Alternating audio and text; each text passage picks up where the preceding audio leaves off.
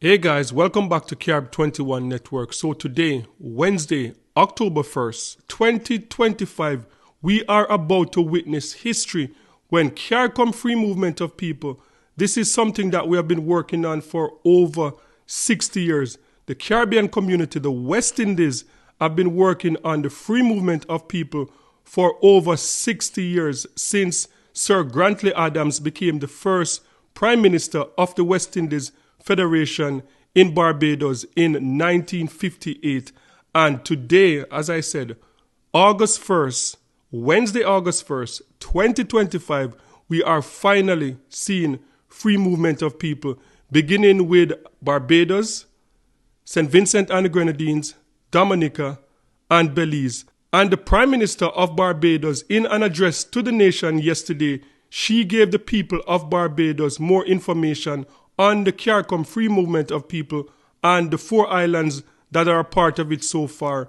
And as I said, this is a move that we have been waiting for decades.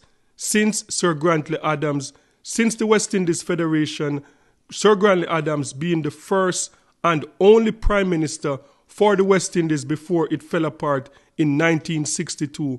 And now we are finally seeing free movement of people.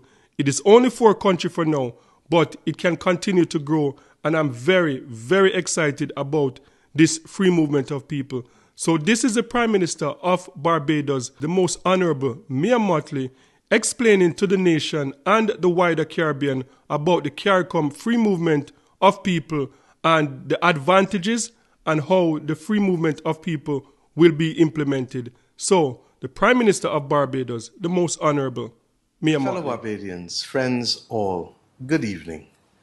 We are on the cusp of a change that will touch the lives across the Caribbean region and strengthen our nation at home.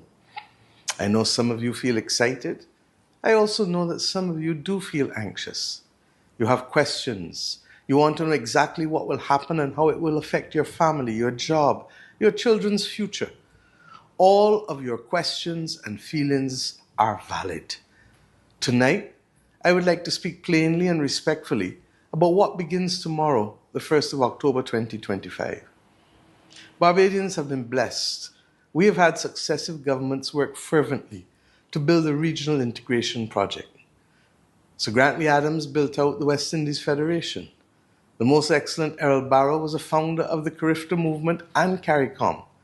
Sir Lloyd Erskine Sandiford was the signatory to the Grand Nance Declaration in 1989 that led to the revised Treaty of Chaguaramas, which is what established the CARICOM single market and economy. The Honourable Owen Arthur guided the single market into life and led our entry into the Caribbean Court of Justice, both as an appellate court and as a court of original jurisdiction.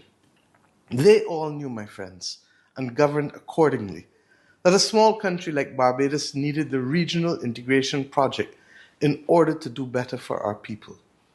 Of course, they also helped build the other 2 regional institutions of which we have been proud, the University of the West Indies, and yes, the West Indies cricket team, who we love and who regrettably sometimes traumatize us so much, but we still love them.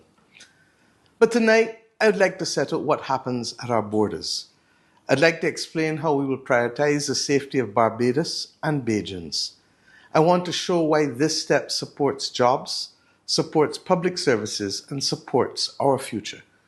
I will also remind us that the ties among our islands are not new, not strange, and definitely not to be feared. They are part of who we are. From tomorrow, nationals of 4 countries, Barbados, Dominica, St. Vincent and the Grenadines, and Belize, will be able to move among these states with the right to live, to work without a work permit, and to study on an indefinite basis. We call ourselves pioneers because we are putting in place a regime which I have every confidence that others in our Caribbean community will join in due course. Some of you say to me, Prime Minister, we already allow 6 months. Yes, we have. For many years, CARICOM nationals have been granted stay for up to 6 months on arrival, subject to established exceptions in our law. It has worked. But the promise we made to ourselves in the revised Treaty of Chaguaramas was always about more than a visit. It was about allowing our people to move freely, without hassle, across our family of nations. The heads of government asked who was ready to begin, and Barbados, yes, raised their hand. My friends, we are ready, and as a nation, Barbados, we need it. Let me make it simple. Those who are nationals of any of the other pioneering countries will present their passport when they arrive in Barbados. I refer, as I said, to Belize, Dominica, St. Vincent, and the Grenadines. The immigration will record their entitlement to indefinite stay in our electronic system. The information is then shared securely with the national agencies that need to know so that our visitors can move forward in an orderly way. If they intend to reside and work here, the next steps are clear. They are guided to register with the Ministry of Labour, with the National Insurance Scheme, and with the Barbados Revenue Authority if they intend to work, as is the case with all Bajans. Once we are working, we work and register at the National Insurance Scheme, and we work and register at the Barbados Revenue Authority. Even if you pay no taxes, you register and file. They will also be directed with respect to national registration and obtaining national identification, which is necessary in any event to register at the National Insurance Scheme and at the Barbados Revenue Authority. So they will be able to function as residents do, working lawfully, opening up a bank account, paying statutory contributions, contributing to the Resilience and Regeneration Fund, and doing the ordinary things of daily life with clarity. In other words, positively contributing to the social and economic fabric of our land, Barbados. Children who need school places will be registered through the Ministry of Educational Transformation in the same way that ordinary Barbadian citizens are registered to be able to enter school. Access to emergency and primary health care will be on the same terms as citizens. We will do this with order, with respect, and with the commitment to fairness that we expect for Barbadians in Dominica, in St. Vincent and the Grenadines, and in Belize. This is who we are, and this is who we have been for decades when we have allowed so many who moved here from St. Lucia and St. Vincent in the 1970s to help with the sugar industry. When we saw Guyanese move here, we have always been able to integrate them into our society. Friends, if you choose to exercise your own right to full freedom of movement in Dominica, in St. Vincent and the Grenadines, or in Belize, you will enjoy the same right to live, to work without a permit, and to study on an indefinite basis. This is not a one-way arrangement. This is a regional road, and it runs both ways.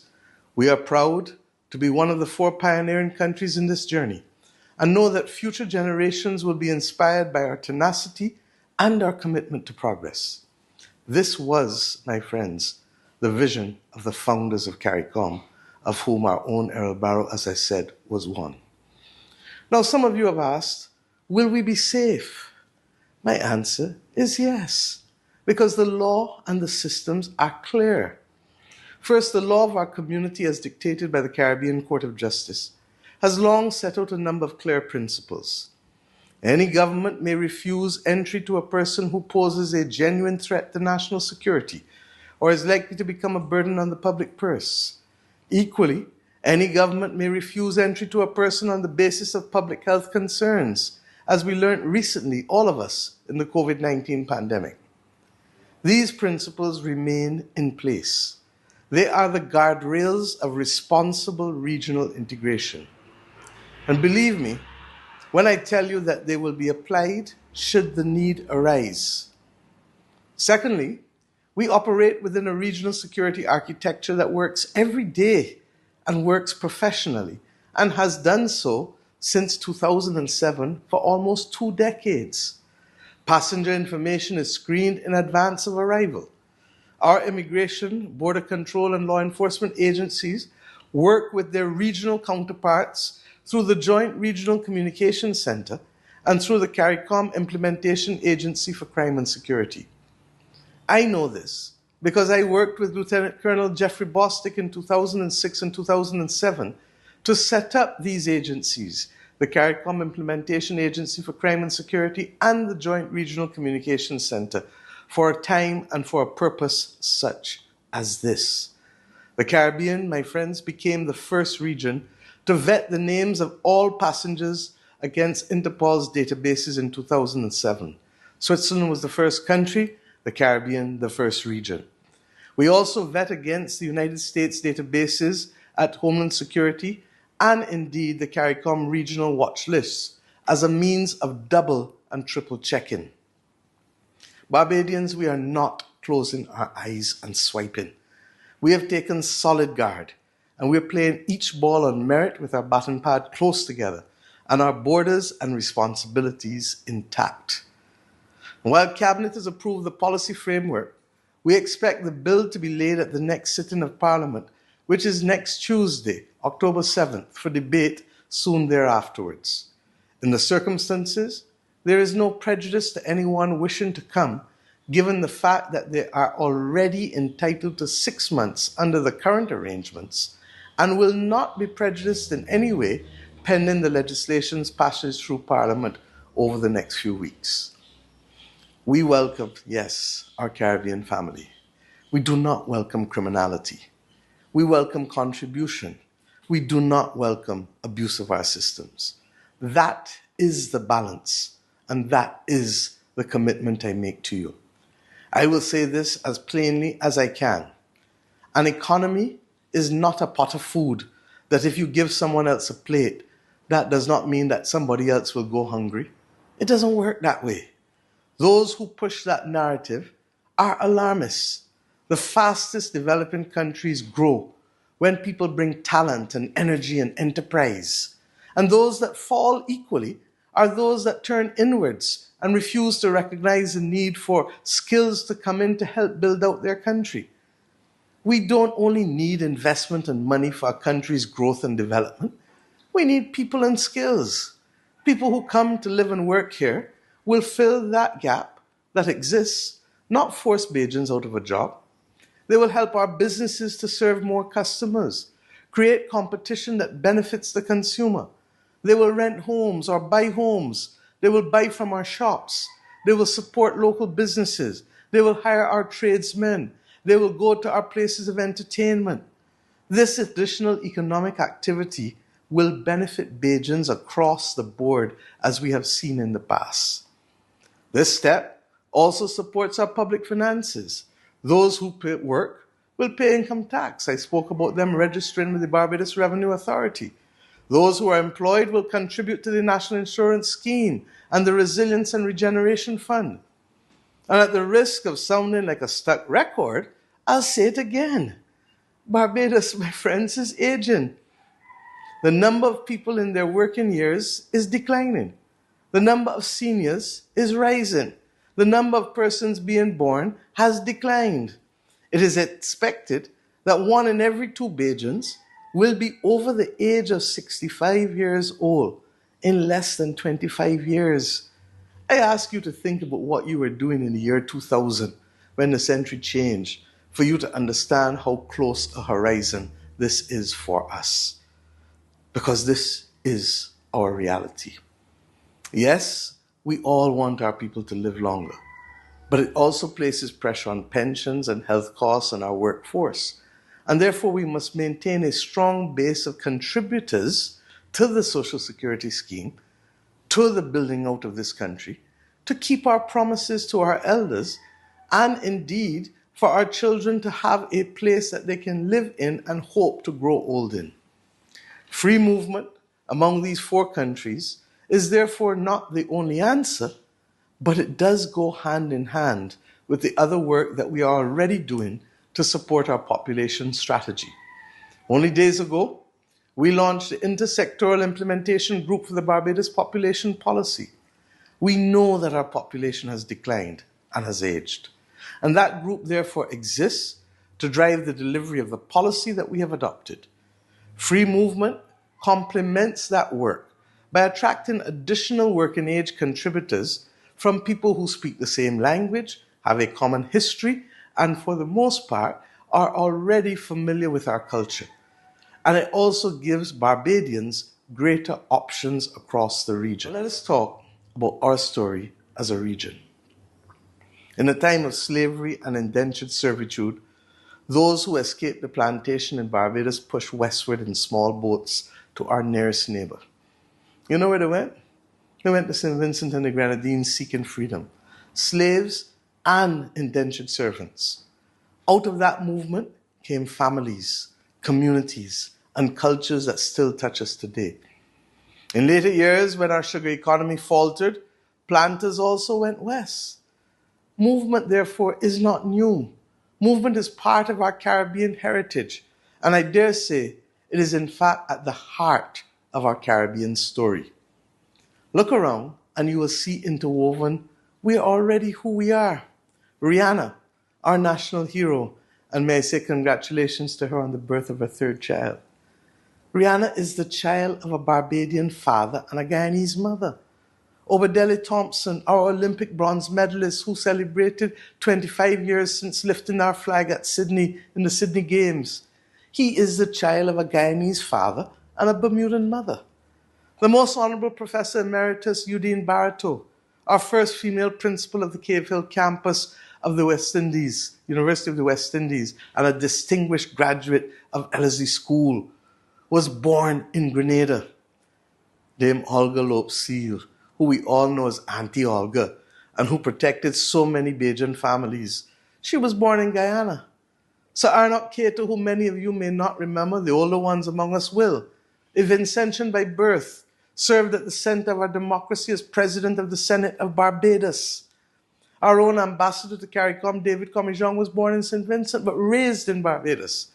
And if we wanted to continue outside the region, let us not forget that the former Prime Minister, David Thompson, of beloved memory, was born in the United Kingdom, as was Alison Hines and John King. You and I can go on and on.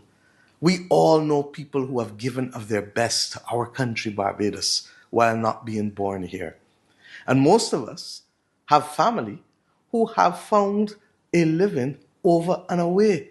I defy us to find a family where somebody is not finding an opportunity at some point in the family's journey outside of Barbados. This is who we are. A Caribbean people, a Barbadian nation with regional blood in our veins. And who knows, as families make their homes here and across the sea, the next child born on this rock to parents coming here with the free movement regime might grow up to be a great nurse, a great scientist, a great entrepreneur, even the next Oba on the track. The possibilities, my friends, are endless when people bring their gifts and we welcome them and we give them room to thrive. Barbadians, information calms the spirit. I repeat myself, information calms the spirit. In the days ahead, the Government Information Service will continue a full public information program. You will see clear guides on television, on radio, and online. We will provide written guidance at the Grantley Adams International Airport so that travelers from these countries know the steps on arrival.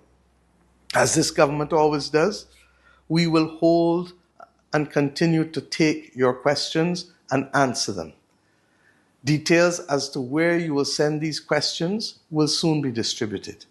We will open channels so that employers understand their obligations and new residents understand their responsibilities.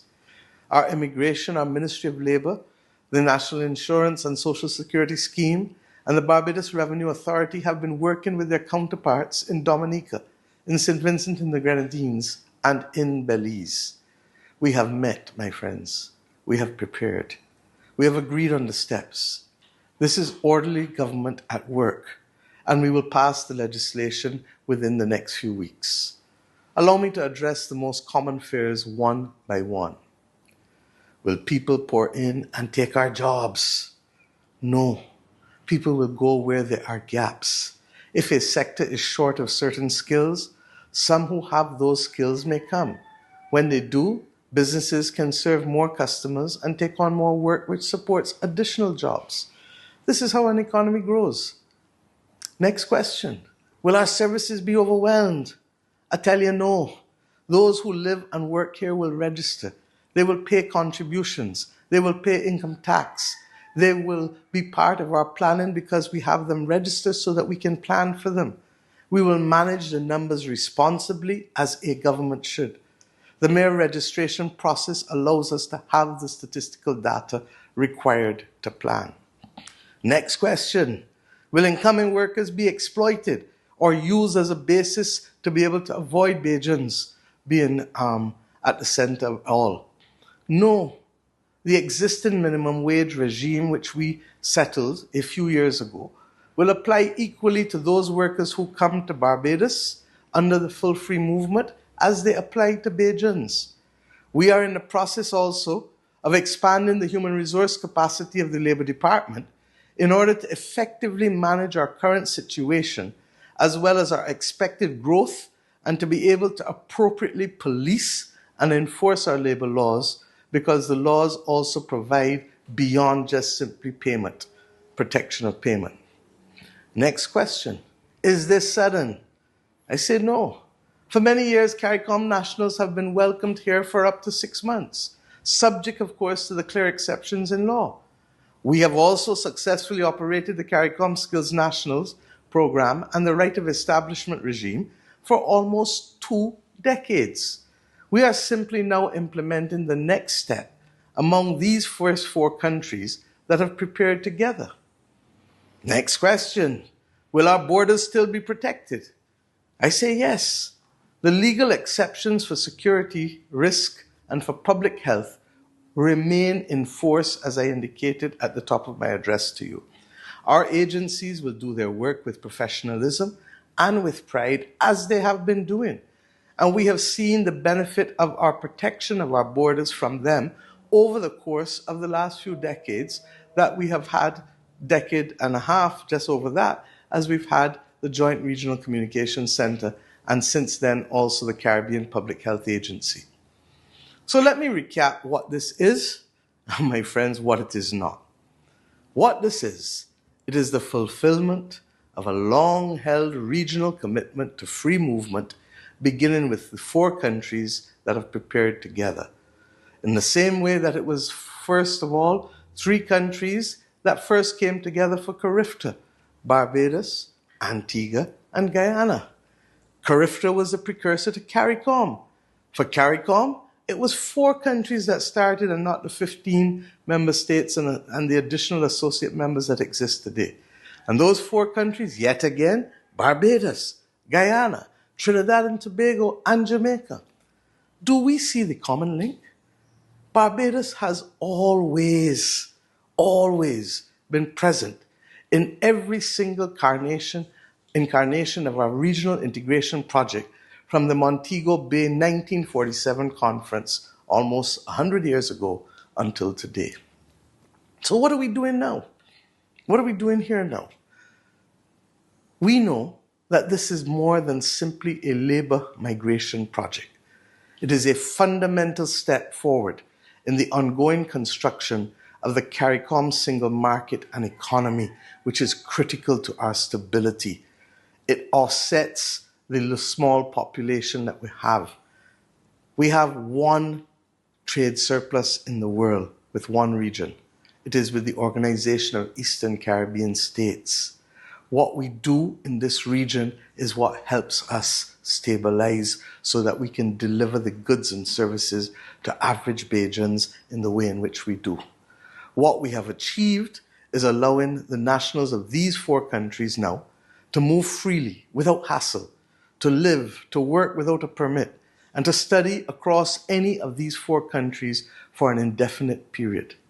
It is a plan that respects the law, protects our borders, and yes, strengthens our economies. It widens opportunities for Bajans in Dominica, in St. Vincent and the Grenadines, and in Belize, just as it welcomes their people here in Barbados to contribute.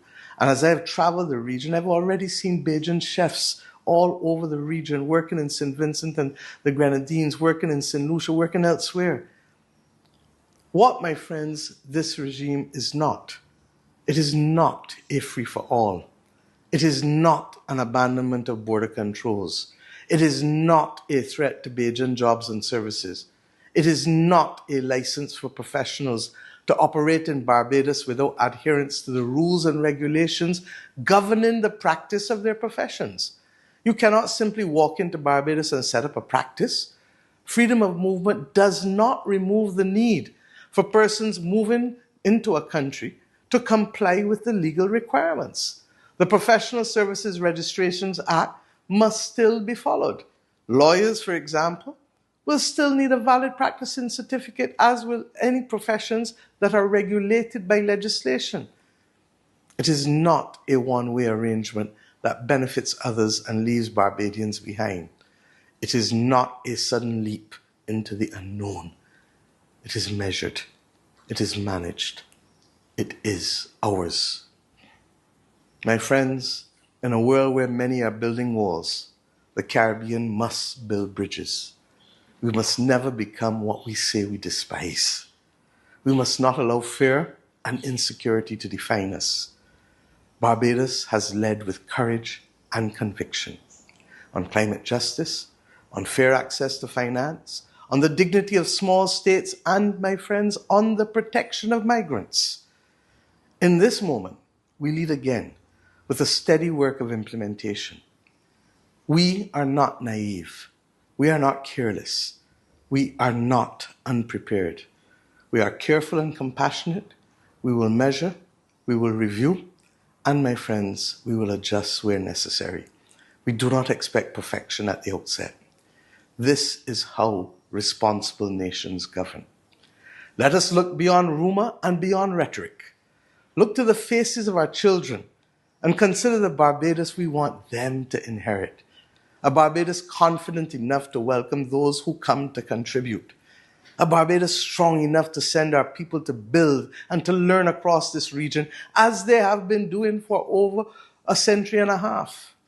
A Barbados fair enough to uphold the law, to protect the vulnerable, and to demand responsibility from all. To the small business owner in Swan Street who wonders what this means for your payroll, know that the systems will support you and that the increased business activity will further sustain you.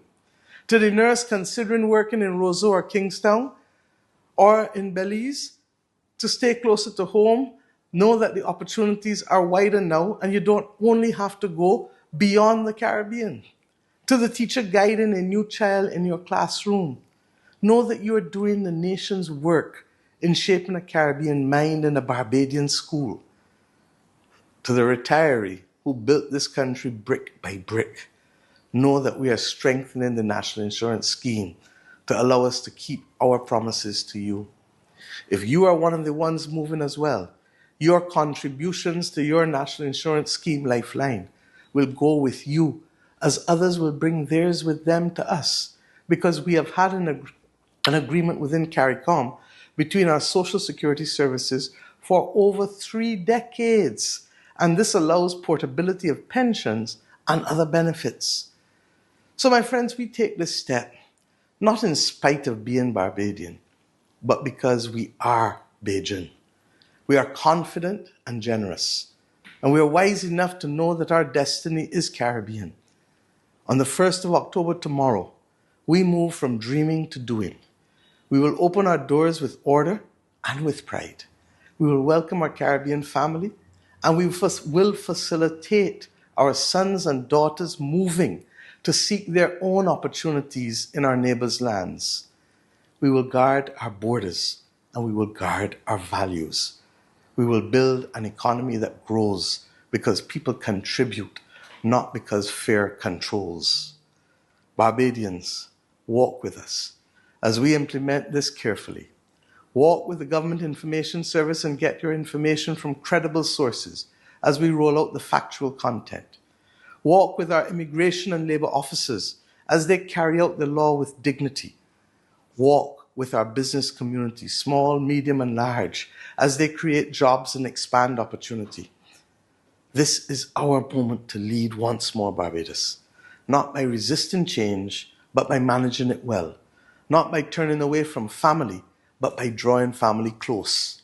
In the words of the Right Excellent Errol Walton Barrow, in his address to the CARICOM heads of government in that most memorable of speeches on the 3rd of July 1986, and I quote, "We are a family of islands, nestling closely under the shelter of the great cooperative Republic of Guyana, and this fact of regional togetherness is lived every day by ordinary West Indian men and women in their comings and goings." Unquote. You know it, and I know it. Let us go forward together, resolute and respectful, confident and calm. And let us be the Barbados that the world has come to know. Small in size, mighty in spirit, and always, always ready to do the right thing. Good night, and may God bless you, and may God bless our country, and may God bless our region. Thank you.